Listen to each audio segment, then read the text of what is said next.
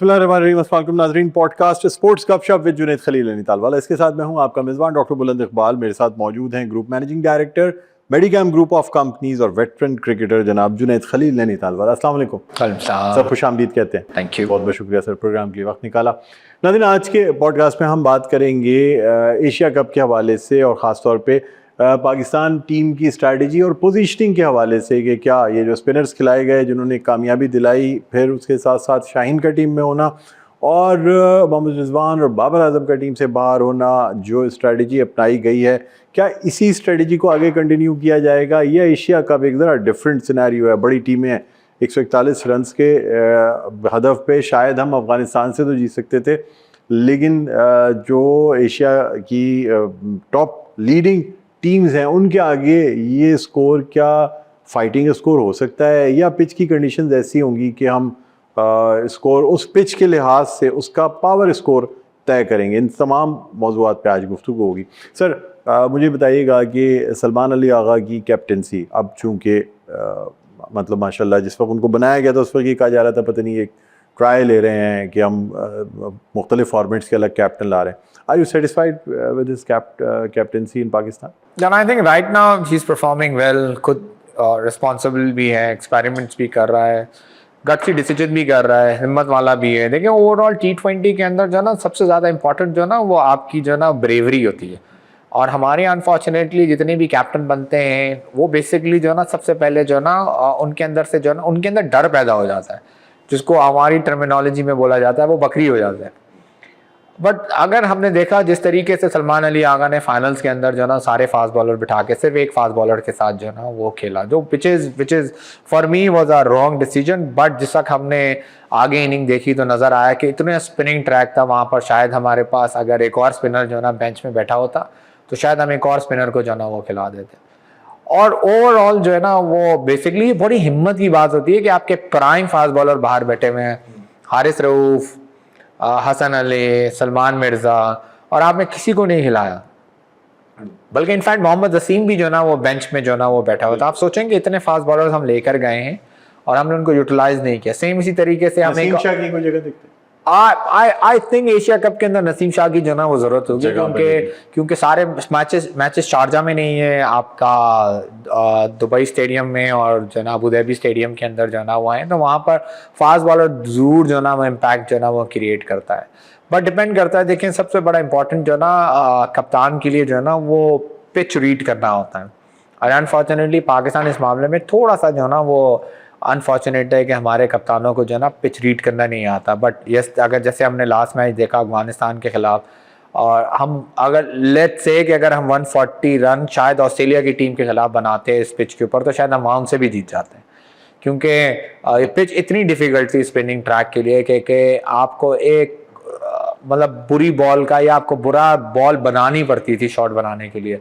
जिस तरह से हमने नबी को आउट होते हुए देखा, जिस तरीके से हमने राशिद खान को आउट होते हुए देखा, जिस तरीके से हमने फ़खर को देखा आउट होते हुए, जिस तरीके से साइम अयूब को देखा, तो ये वो सारे प्लेयर थे जिनको स्पिन अच्छी खेलने आती है। बट इतना लंबा स्पिनिंग ट्रैक था कि वहाँ पर आपके लिए सर्वाइवल करना जो ना वो मुश्किल हो रही थी। और वहाँ पर ये रीड करके फास्ट बॉलर बिठा के ना, I think it's total credit goes to Salman Ali Agha कि जिस तरीके से उसने ये डिसीजन लिया। सर, हमारे यहाँ एक ट्रेंड है कि एक फॉर्मेट में कोई अच्छा कैप्टन परफॉर्म करना शुरू करता है, फिर उसको दूसरे फॉर्मेट पे ले आते हैं, सोचते हैं यार वाइस कैप्टन तो है, चलो इसको कैप्टन लगा दो या ये कर दो। आप समझते हैं कि ये करना, अगर कोई इस किस्म की सोच रखते हैं तो गलत होगा? लेकिन अगेन इट्स वेरी अर्ली। आप पहले अचीवमेंट्स देखें कि अचीवमेंट्स क्या है। पहला ये बिल्कुल ज़माना ऐसा ही हुआ करता था कि हर एक फॉर्मेट का जो ना वो एक ही कैप्टन होता था। बट आहिस्ता आहिस्ता हमने देखा, इंडिया के अंदर देखा किस तरीके से उन्होंने कैप्टन जो ना वो ब्रेक किए हैं। आपका हमने ऑस्ट्रेलिया के अंदर देखा किस तरीके से उन्होंने कैप्टन ब्रेक किए हुए। हमने इंग्लैंड के अंदर देखा किस तरीके से उन्होंने जो ना कैप्टन जो ना वो ब्रेक किए हुए। हाँ, अगर ये इतने केपेबल हैं कि ये तीनों फॉर्मेट को संभाल सकते हैं तो शायद, लेकिन इट्स वेरी अर्ली टू से right now. And I think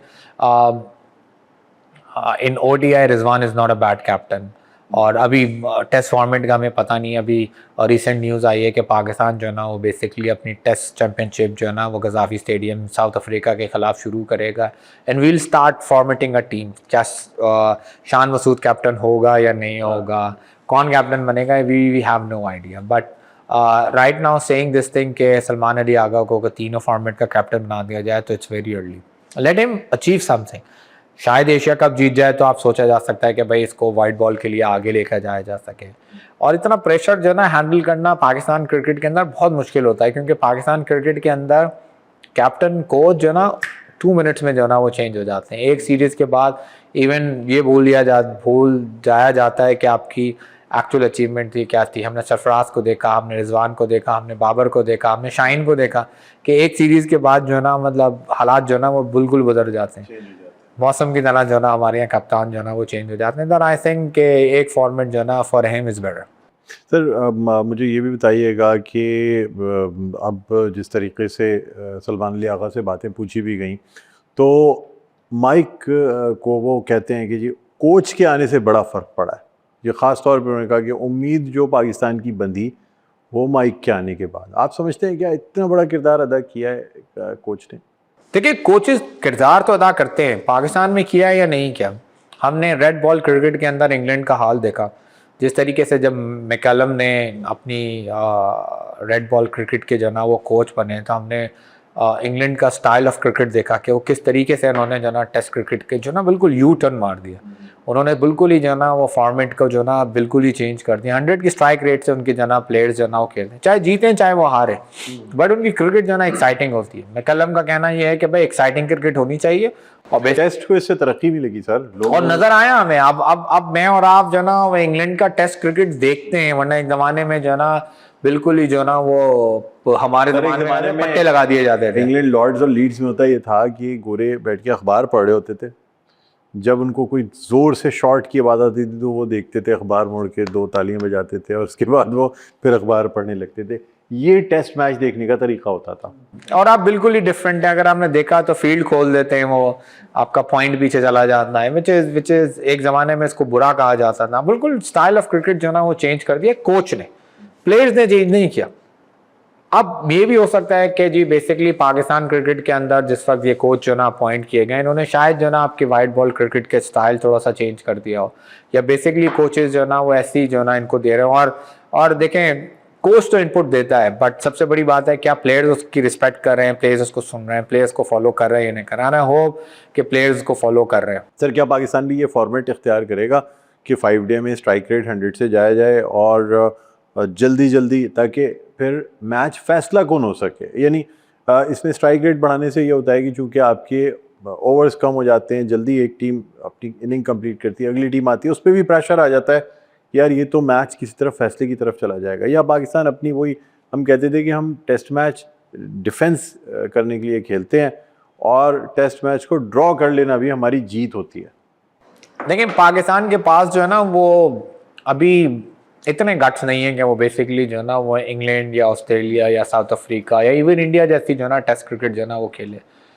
2 problems है, पहला तो हमारे प्लेयर्स इतने केपेबल नहीं है अभी, और दूसरा ये कि हमारे क्रिटिक्स इतने जो है ना वो केपेबल नहीं है। देखें जब इंग्लैंड ने ये बास बॉल जो है ना खेलना शुरू की तो उनके क्रिटिक्स ने भी उसको थोड़ा सा क्रिटिसाइज किया, बट जिस तरीके से उन्होंने रिजल्ट ओरिएंटेड काम करना शुरू किया, then the critics start saying कि नहीं यार यही टेस्ट क्रिकेट खेलने का लेटेस्ट स्टाइल जो है ना न्यू स्टाइल यही है। बट अगर आज आप पाकिस्तान के अंदर इस तरह के क्रिकेट खेलेंगे तो जो हमारे क्रिटिक्स हैं, जैसे आपका राशिद लतीफ़ साहब हो गए, आपका सिकंदर बख्त हो गए, यूनुस खान हो गए, ये सारे लोग जो ना बैठ के जो ना आपके प्लेयर्स को जो ना वो क्रिटिसाइज करेंगे ना। अनफॉर्चुनेटली हमारे जो प्लेयर्स हैं इनके क्रिटिक्स को जो ना बहुत मतलब इनके क्रिटिक्स को जो ना वो वैल्यूज मिलती हैं, किसी ना किसी तरीके से मैसेज जो ना ऊपर जरूर जाता है और उसके बाद जो ना उनकी रिप्लेसमेंट होना शुरू हो जाती है। तो मैं ये नॉर्मली कहता हूं कि आपकी जो स्टाइल ऑफ क्रिकेट है वो आप खेलें और उसमें परफॉर्म करें। आप rather than if you are a defensive player आप डिफेंस करके परफॉर्म करें, और अगर आप अटैकिंग प्लेयर हैं तो अटैक करके परफॉर्म करें। आखिर में आके ये ना कहेंगे मुझे ये कहा गया था इस वजह से मैंने ये किया और मैं इस वजह से परफॉर्म नहीं कर सका। तो आई थिंक जिसका जो स्टाइल है खेलने का उसको वो खेलना चाहिए, और जो उसका जो स्टाइल नहीं है उसको नहीं खेलना चाहिए। ठीक है सर, मजीद आपसे गुफ्तगू करेंगे और पाकिस्तान की रेड बॉल जो क्रिकेट है उस पर ही बात करेंगे। लेकिन नाज़रीन यहाँ एक छोटा सा वक्फा लेते हैं, वक्फे के बाद दोबारा आपकी खिदमत में हाजिर होंगे। कहीं ना जाइएगा, देखते रहिए पॉडकास्ट स्पोर्ट्स गपशप विद जुनैद खलील नैनीताल वाला।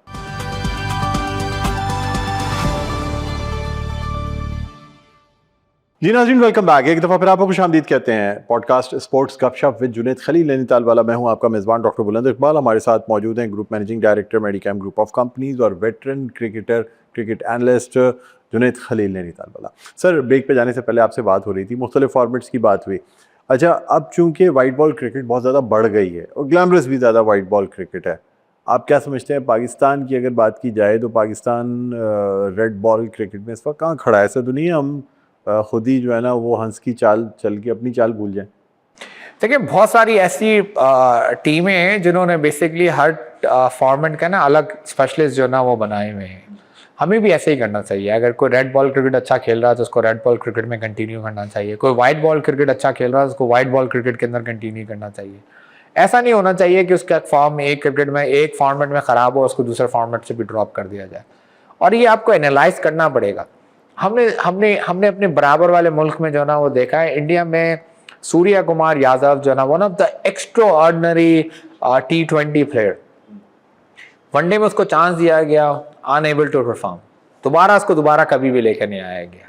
हमने सूर्य कुमार यादव की जो ना एग्जांपल देखी कि ओडीआई के अंदर वो अनएबल टू परफॉर्म और उसको T20 का कैप्टन बनाया गया और वहां से उनको एग्जिट करके सिर्फ T20 के लिए रहने दिया गया। और दूसरी तरफ हमने देखा शुभमन गिल जो है ना, जो इनके वाइट बॉल क्रिकेट वनडे का भी कैप्टन है और टेस्ट क्रिकेट का भी कैप्टन है, and he has the capabilities to perform. वो सूर्य कुमार यादव की कैप्टनशिप के अंदर जो है ना वो खेलेगा एज अ वाइस कैप्टन। ये चीजें हमें सोचनी पड़ेंगी और देखनी पड़ेंगी, और this is the right way कि हमें हर फॉर्मेट के प्लेयर्स अलग बनाने पड़ेंगे। और अगर कोई ऐसा 2-4 प्लेयर्स ऐसे होते हैं जो हर फॉर्मेट के अंदर एक्स्ट्रा ऑर्डिनरी परफॉर्म करने के लिए केपेबल होते हैं, उनको हर फॉर्मेट जो ना आप खिलाएं।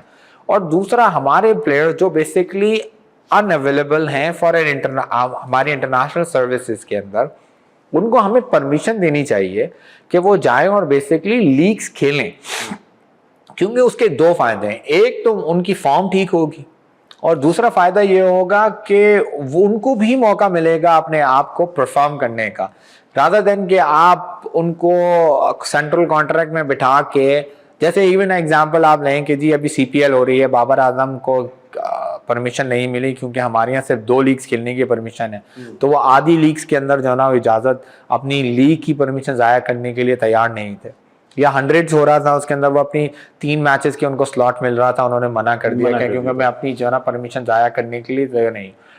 तो जो प्लेयर्स की जरूरत आपको फिलहाल नहीं है उनको आपको ओपन परमिशन दे। अगर अभी एशिया कप या उसमें जरूरत नहीं पड़ती तो हमें अलाउ कर देना चाहिए था, ताकि वो अपनी प्रैक्टिस और अपना एक्सपोजर दूसरी लीग से हासिल कर ले। बिल्कुल। और बेसिकली अगर हम देखें तो इंग्लैंड के प्लेयर्स करते हैं, साउथ अफ्रीका के प्लेयर्स करते हैं, और बेसिकली वो अपनी फॉर्म भी लेकर आते हैं और साथ साथ जो है ना अपनी नेशन को भी आके उसके बाद दोबारा जो ना जब उनकी जरूरत पड़े तो उनको वापस लेकर आया जाए और उनको फिर उनको इंटरनेशनल में दोबारा से मौका दिया जाए। सर, बॉल टेम्परिंग होती है? अब जिस तरह पाकिस्तान में पहले रेड बॉल में खास तौर पे बड़े इल्जामात लगे, बॉटल कैप से टेम्पर की जाती है, शाइन निकालने के लिए टेम्पर की जाती है, एक तरफ से सीम दबाई जाती है, एक तरफ से उठाई जाती है, क्या कहेंगे आप?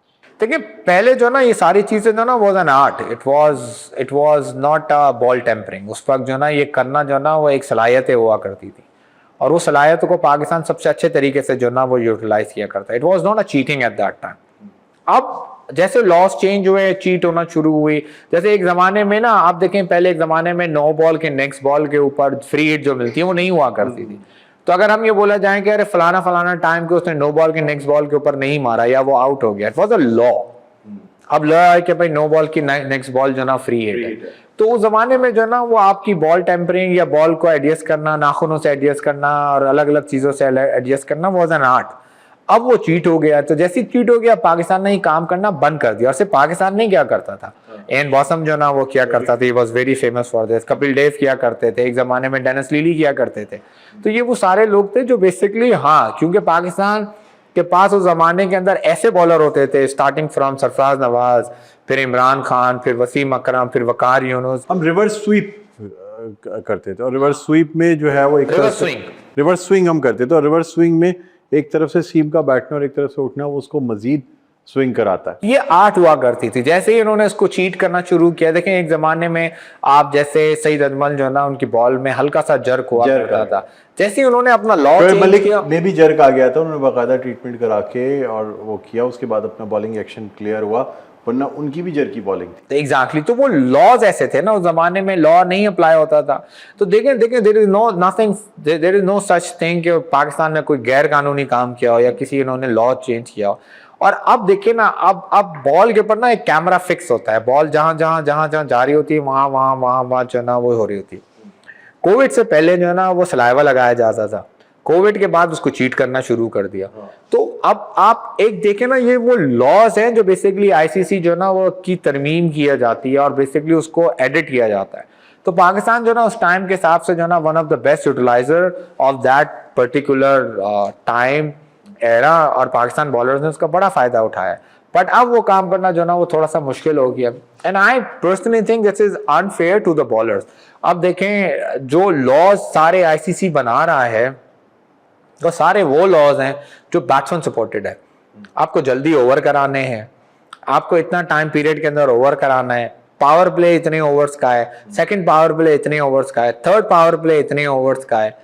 ये वो सारे लॉज हैं जो बेसिकली बॉलर्स के जो ना अगेंस्ट हैं। अब बॉलर के लिए बचना जो ना बहुत मुश्किल काम है। रिवर्स स्विंग के ऊपर वैसे पाबंदी लग गई, सलाइवा के ऊपर वैसे पाबंदी लग गई थी, अभी दोबारा इन्होंने जो ना लिफ्ट करना शुरू की, बाउंसर्स के ऊपर वैसे पाबंदी लगना शुरू हो गए।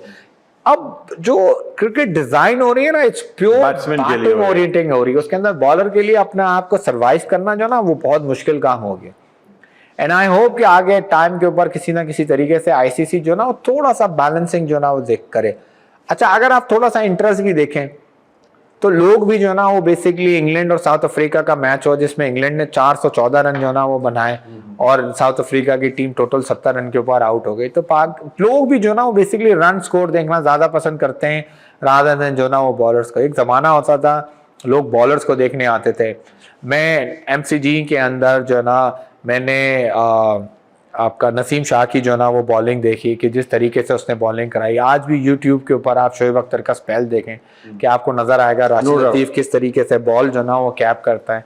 आज आप भी जो ना वसीम अकरम की जो ना वो स्विंग देखें, ये वो बॉलर्स होते थे। आजकल कहाँ ऐसे इस किस्म के जो ना वो बॉलर्स, इवन अभी इंग्लैंड और इंडिया की सीरीज के अंदर बुमराह की जो स्विंग नजर आ रही थी, आई थिंक कि अब थोड़ा सा जो ना वो लॉस को थोड़ा सा जो ना बॉलर फेवरिंग के ऊपर भी जाना चाहिए। सर पहले नए बॉल का एक डर होता था, नई गेंद आ गई अब क्या करेंगे। अब वाइट बॉल में क्या ये डर रहा है या कोई बात नहीं है, बॉलें जाती हैं इधर उधर, खो भी जाती हैं, चीज़ें हो जाती हैं, उसी ओवर की वही बॉल दोबारा, अब वो खौफ है या नहीं है? नहीं, अब बिल्कुल ना। अब एक्चुअली देखें वो प्रैक्टिस भी और साथ साथ लॉस भी जो ना वो प्लस पिचेस भी हैं। अब पिचेस भी वो सपोर्ट नहीं। एक जमाने में पाकिस्तान न्यूजीलैंड जाती थी तो हमको डर लगता था यार सीम होगी, इंग्लैंड जाती थी सीम और स्विंग होगी। अब ये सिर्फ सारी चीजें जो ना सिर्फ और सिर्फ जो ना रेड बॉल क्रिकेट में रह गई है। White ball cricket is pure batting paradise. चाहे आप ऑस्ट्रेलिया चले जाएं, चाहे आप न्यूजीलैंड चले जाएं, चाहे आप साउथ अफ्रीका चले जाएं, चाहे आप इंग्लैंड चले जाएं, आप देखें 400 रन बनाना इंग्लैंड के लिए भी जो ना वो इम्पॉसिबल होता था, बट क्योंकि बैटिंग पैराडाइज है तो वो बनते हैं ना 400। क्योंकि सर बैटिंग इज ग्लैमर, कहते ही हैं कि जितना स्कोर होगा, जितने स्ट्रोक्स लगेंगे, उतनी ही ज़्यादा ग्लैमर आएगा, उतने ही तमाशाई आएंगे। सर अब चूँकि लास्ट मिनट है आज के पॉडकास्ट का, क्या मैसेज देना चाहेंगे आप पाकिस्तान की जीत के हवाले से और एशिया कप के हवाले से? देखिए, आई होप कि पाकिस्तान एशिया कप जीते और बेसिकली हम लोग डेस्परेटली जो ना इस वक्त नीड है किसी ना किसी एक बड़े कप के। इतने अरसे से ना हमने कोई आईसीसी इवेंट जीता, एंड आई थिंक एशिया के अंदर हमारा अगर हमने सेंसिबल क्रिकेट खेली तो हमारा एक्चुअल कंपटीशन जो ना वो जो लेवल है हमारी क्रिकेट का वो सिर्फ और सिर्फ इंडिया के साथ है। अगर हमने थोड़ी इररिस्पॉन्सिबल क्रिकेट खेली तो श्रीलंका और अफगानिस्तान जैसी टीमें भी जो ना वो हमें जो ना वो हरा देंगी। तो I think we should back our team, और थोड़ा सा जो ना हमारा कॉन्फिडेंस लेवल भी जो ना हाई हुआ है ये ट्राई नेशन जो ना वो टूर्नामेंट के बाद। हमने पहली दफ़ा ऐसा हुआ है कि हमने टूर्नामेंट से पहले टूर्नामेंट की तैयारी की है। आई होप कि हमें पे बैक करके जाए। बहुत बहुत शुक्रिया सर, प्रोग्राम के लिए आपने वक्त निकाला। नाज़रीन, जुनैद खलील नैनीताल वाला हमारे साथ मौजूद थे स्पोर्ट्स गपशप पे। जुनैद खलील नैनीताल वाला, मैं हूँ आपका मेज़बान डॉक्टर बुलंद इकबाल। इजाज़त दीजिए, अपना बहुत ख्याल रखिएगा। अल्लाह हाफ़िज़।